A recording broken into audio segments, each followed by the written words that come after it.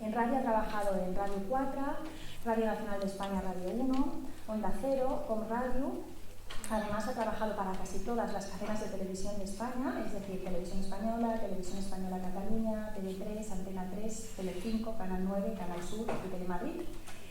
Es coautor de varios libros y autor en solitario de Aventis, El dia que David Niven va venir a esmorzar al paral·lel i val més matar un home que perdre un bon costum. Además, ha impartido cursos de técnicas de comunicación en la Facultad de Sociología de la Universidad Autónoma de Barcelona. Y ahora sí, le cedo la palabra. Muchas gracias. Buenos días a todas y a todos. Gracias por estar aquí un sábado, cosa que es muy de agradecer y demuestra la capacidad de sufrimiento y esfuerzo que tenemos los ciudadanos y ciudadanas de este país, porque en vez de irse a hacer una paella, pues venimos a hablar. Esto ya es un poco lo que entra dentro de los procesos comunicativos. Mirad, lo primero que se hace en el mundo cuando se nace es comunicar. Nos dan 2 palmadas en el trasero y lloramos. Y así el médico o la médica sabe que estamos vivos, que nuestra capacidad pulmonar es óptima y que estamos preparados pues, para afrontar este valle de lágrimas que llaman la vida normal, lo cual es una muestra de sarcasmo tremendo, porque si esto es normal, que baje el gran arquitecto del universo y lo vea. Pero comunicamos, y comunicamos incluso cuando no hablamos. Es tan importante escribir una carta de 20 folios a esa novia o ese novio que tenemos, con unos versos perfectamente olvidables, como no escribir nunca en 20 años. Las dos son formas de comunicación. Digo esto porque los catalanes tenemos una expresión que es fer dissabte, hacer sábado, que significa que vamos a limpiar, que vamos a renovar las cosas, que nos vamos a poner en el fregado. A mí me gustaría, aprovechando que hoy es sábado, que intentáramos entre todas y todos hacer esto, hacer un poco de limpieza acerca de los clichés que tenemos sobre la comunicación, sobre los clichés que tenemos sobre la comunicación en el momento presente, e intentar llegar a alguna conclusión entre todos, si se puede, y nos deja la delegada del gobierno. Esto último es algo un poco complicado, pero de momento no veo guardias en la sala. Todo llegará. ¿Por qué digo esto? Nunca se sabe. ¿Por qué digo esto? Digo esto porque no es lo mismo la comunicación ahora, a principios del siglo XXI, que lo que hasta ahora hemos venido entendiendo como tal. Los medios de comunicación, puesto que vamos a hablar de democracia y vamos a hablar de libertades y vamos a hablar de ética, porque en definitiva es de lo que vamos a hablar, de valores éticos y de valores morales, cambian, como diría don Hilarión, que es una barbaridad. Y cambian para mal, no cambian para bien. Yo tengo una cierta preocupación en este sentido, quizás porque los que tenemos hijos, aparte de proyectar nuestro ego sobre ellos, pobrecicos, que en fin, bastante pena tienen, ¿verdad? También proyectamos un cierto temor hacia lo que va a ser el futuro cuando nosotros no estemos, qué va a ser de ellos. Y hombre, si analizáramos, por ejemplo, las portadas de los periódicos de hoy, lo primero que les viene es un caos y una empanada mental que ríete tú de Gran Hermano. La noticia de la infanta Cristina, sin entrar ahora a polemizar sobre el caso, es tratada hoy por todos los diarios de ámbito estatal, que si un historiador tiene que hacerse una idea dentro de 100 años de lo que ha pasado, oye, ni con aguarrás se aclarará. Unos dicen, ya era hora, la han imputado. Porque ya saben ustedes que el juez Ruz ha dicho que, en fin, que se le puede procesar por presuntos indicios de delito fiscal, porque pasó de una cantidad a casi, yo diría que casi triplicarla. ¿Quién no triplica sus ingresos hoy en día? Una cosa, en fin, ustedes mismos, vosotras y vosotros lo veis. Este año ingresas 22.000 euros y el año que viene 450.000. Bueno, y sin saber por qué. Esto es un gran qué, es un gran qué. La ignorancia es una gran virtud. Claro, hay quien dice esto, dice, y era hora, por fin, un juez, le llaman el juez justiciero, el juez Ruz, y verdaderamente en La Vanguardia de hoy se veía un chiste de Batllori, se veía al juez Ruz con una sierra mecánica en la mano y una selva llena de plantas carnívoras, y el juez Ruz decía, venga, vamos a por ello. Bueno, pobre hombre, ¿dónde se ha metido? Pero esa era una de las versiones. Si ustedes se cogen otros diarios, dicen, Qué mala idea tienen, pobrecita. Fíjate, con lo buena que es y lo poco que se queja. Estoy haciendo una caricatura, un poco un esperpento valleinclanesco, pero la realidad es así. Cada diario obedece a lo que se llama una línea editorial distinta. No, desengañémonos. Obedecen a quien paga, porque esto es un negocio. Los medios de comunicación, en vez de ser un vehículo de cultura, de información, de opinión, de conocimiento, de intercambio de pareceres, de sosiego, de debate moderado, son armas arrojadizas y como tales las carga el diablo. No ahora, desde siempre. Si vamos a las hemerotecas del 19, pues había lo que se llamaba el periodismo de bandería y uno compraba tal diario porque sabía que era un diario carlista, que ya es comprar. Uno compraba el diario liberal, no en el sentido de hoy, el liberalismo se ha devaluado un poco. El liberalismo del 19 era básicamente una carta para que te fusilaran, porque el liberalismo, el krausismo, toda esa corriente que subyace a lo largo del 19 y de la que la masonería no es en modo alguno ajena. Les habla un francmasón, yo no tengo ningún problema en decirlo, en sueños, pero francmasón en sueños porque francamente despierto hoy en día es muy difícil estar, es mejor dormir, pues si no te llevas unos sustos tremendos. Claro, cuando bebes en esas fuentes te das cuenta de lo que significaba el liberalismo, cosa que no existe hoy en día. Esa corriente liberal profundamente reivindicativa de lo que son los derechos de las personas, de lo que debería ser una sociedad utópica, ya sabemos que nunca se puede conseguir, pero hay que tender hacia ello. También tenía sus diarios.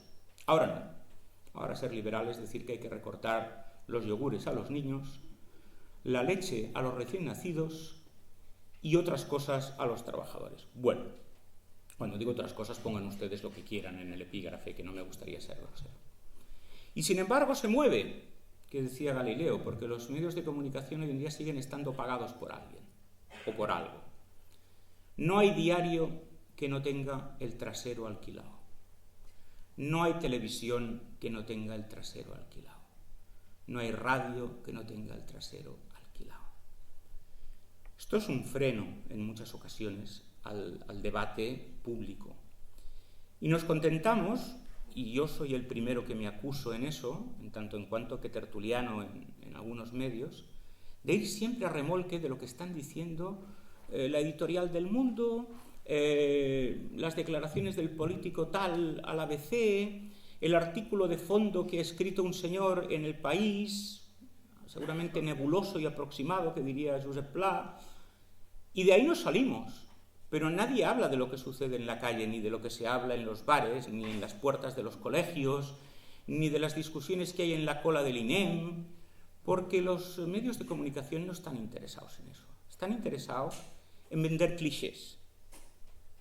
De aquí que el debate sobre la cosa pública, sea un debate de clichés y no se profundice nunca. Es increíble, pero es así. Es réplica y contrarréplica. Yo pienso que estos son tal y el otro contesta automáticamente de una manera muy pavloviana, pues yo creo que los otros son de la otra manera. Pero nadie se para un momento a analizar por qué se dice que estos son así y los otros son así. Porque los medios no lo permiten, porque no vende. Y esta es la conclusión terrible a la que se llega desde dentro de los medios, que lo que no vende no se publica, y lo que no se publica no existe. Yo estoy convencido de que en el mundo, al cabo del día, pasan muchísimas más cosas buenas que malas, y que hay muchísimos más ejemplos de generosidad, de entrega, de honradez, que de sinvergoncería. Pero las buenas noticias no venden. Bad news, good news, dicen los norteamericanos. Malas noticias, buenas noticias. Nadie abrirá nunca un informativo diciendo, en Alpedrete, por decir, hay una señora que se ha quitado la comida de la boca para darle de comer a su familia durante los últimos 5 años. No lo dirán. Dirán, en cambio, pues cualquier barbaridad. En Milwaukee ha nacido una vaca con 3 cabezas, cosas de estas. Ustedes los ven y ¿qué les voy a contar? ¿Por qué hemos llegado a este punto? ¿Por qué se ha llegado hasta este extremo? ¿Por qué existe una relajación moral que impele a los medios a abundar en lo que es negativo, en lo que profundiza en la confrontación Y cuando digo confrontación, no digo confrontación de ideas, que esta ojalá, si hubiera ideas, es que no se ven, sino en la confrontación apelando a los bajos instintos, aquello que más puede hacer daño al individuo y a la masa social. Pues por intereses pecuniarios. Voy a poner un ejemplo que ustedes me van a perdonar. Es un ejemplo muy profano, pero profanos somos ahora todos, ¿no?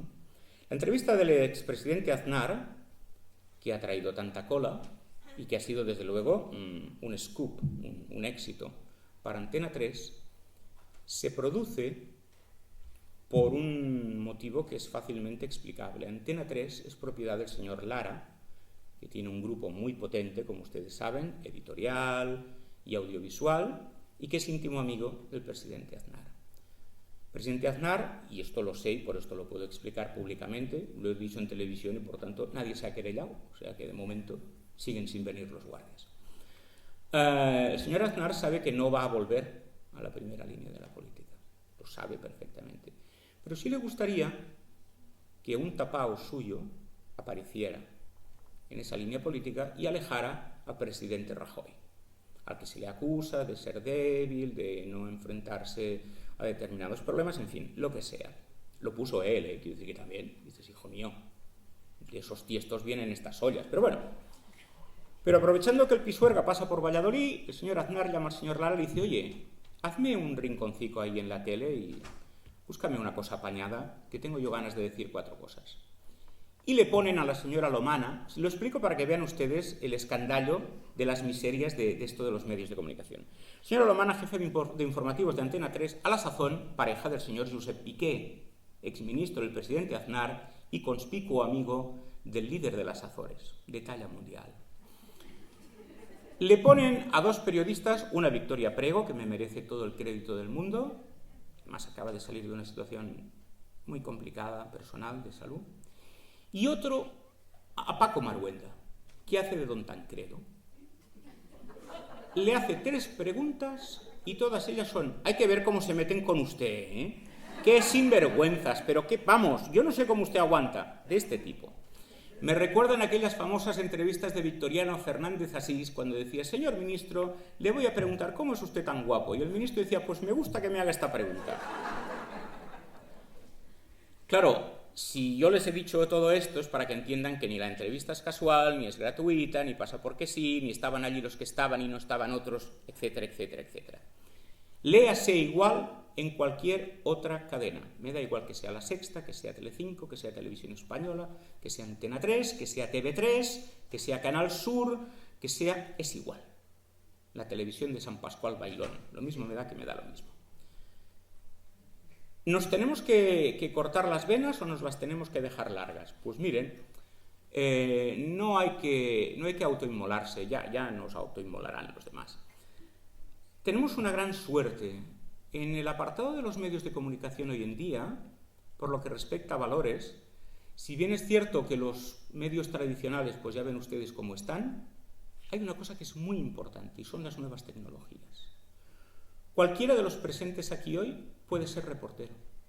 Ustedes filman con su móvil cualquier cosa, la cuelgan en Facebook, la cuelgan en Twitter, la cuelgan en YouTube, y eso automáticamente pasa a ser noticia. Es decir, nunca en la historia de la humanidad, jamás había sucedido que el individuo, que la ciudadanía, que el pueblo en definitiva, fuera capaz de emitir opinión de una manera tan directa. Hasta ahora teníamos los apartados de cartas al director, etcétera, etcétera. Aquello te lo publicaban, no te lo publicaban, todos sabemos cómo funcionaba. Pero ahora eso no es así. La red social, que es criticable en muchos aspectos, tiene en cambio ese surplus que nos otorga la oportunidad de ser protagonistas del fenómeno audiovisual y del proceso comunicacional. Y esto no es grano de anís. Porque vemos como hoy en día muchos de los informativos que vemos por televisión se nutren del señor o la señora que pasaban por allí con una cámara, con un móvil y han grabado aquello que los medios han sido incapaces de cubrir. ¿Qué red más importante y más bien trabada es la de toda la humanidad comunicando a la vez? Contra eso no vale nada. no valen Laras, no valen Murdochs, no valen CNNs. Contra eso se estrella todo. ¿Se han dado cuenta que de África se habla poquísimo? Y cuando se habla en los medios es para decir que ha habido una matanza, una sarracina de miedo o una hambruna tremenda, que las hay. Pero en cambio no explican nunca cosas positivas. ¿Se han dado cuenta que hay modas? Que de repente está de moda hablar de Haití y luego se deja de hablar de Haití. Y en Haití sigue habiendo miseria. Que de repente se empieza a hablar de determinado país y luego eso pasa. ¿Qué ha pasado con Corea del Norte? ¿Ustedes se han enterado?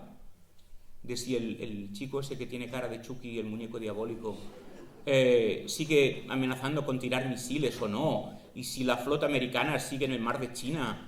O se han ido a Cavite a emular las glorias de hundir una flota española de madera con el almirante Cervera al frente. ¿Alguien sabe algo? Ha pasado de moda. Y es que van por modas y no por interés social. En cambio, si ustedes acceden a las redes sociales verán que hay gente muy activa en África, en todo el tercer mundo, pero aquí en nuestra casa también. Podemos saber cosas que los medios no quieren que sepamos. El escándalo de Wikileaks se produce básicamente porque existen las redes sociales. Sin ellas estaríamos todavía a dos velas.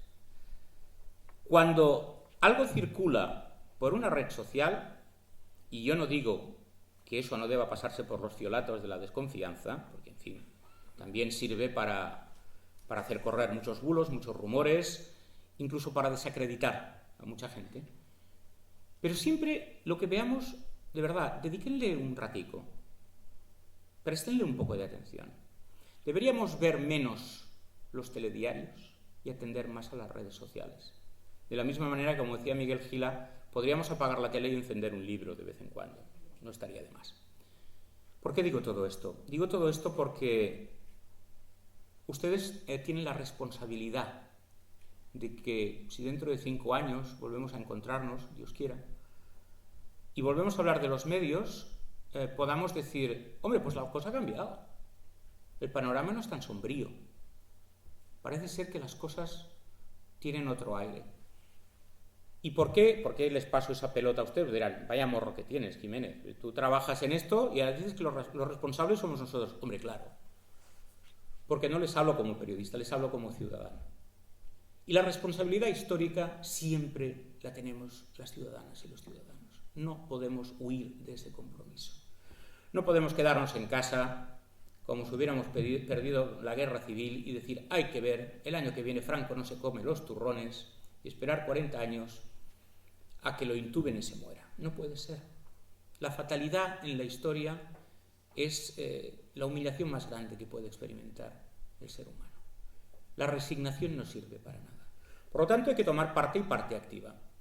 Yo no les pido a ustedes que cojan una bandera, salgan de aquí y hagan como la Libertad de Delacroix, entre otras cosas porque hace un poco de fresco en la calle y no se trata de coger ahora pulmonías, ¿verdad? O que nos detengan por escándalo público.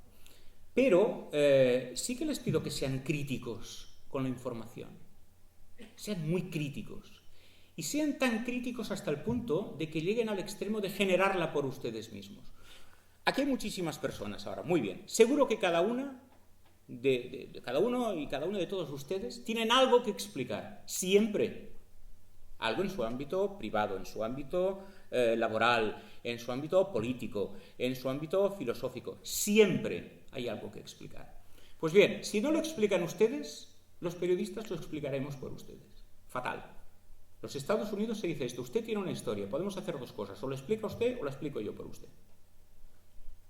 Esto, que parece un enunciado muy simple, no lo es, porque detrás implica un grado de asunción de lo que representa ser ciudadano en una democracia. La democracia no es un sistema de voto, es un sistema de vida, es un código ético y moral.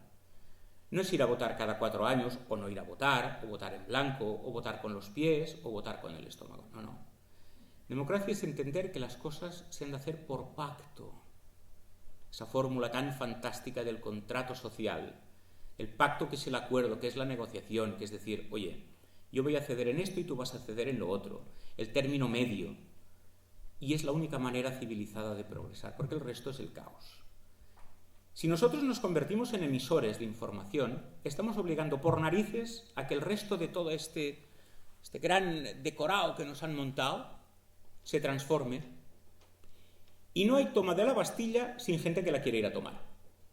Porque claro, es muy difícil, decía el clásico, no se puede hacer una república en un país que no haya republicanos. Pues miren, no se puede cambiar la sociedad sin gente que tenga ganas de cambiarla, más allá de esta cosa tan nuestra, que es, vamos a hacer una reunión donde elaboraremos un documento que servirá de base para crear una comisión que a su vez ponga los cimientos de una plataforma, y aquí la gente se ha dormido.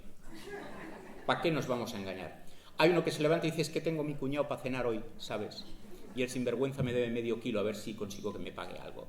El otro dice, no, es que yo tengo la niña, que la tengo que ir a buscar a ballet. Y a la próxima reunión ya te viene la mitad. Y a la tercera te vienen 2, y a la última ya no vas ni tú. Porque dices, ¿para qué? Si va a estar cerrado, si no va a venir nadie.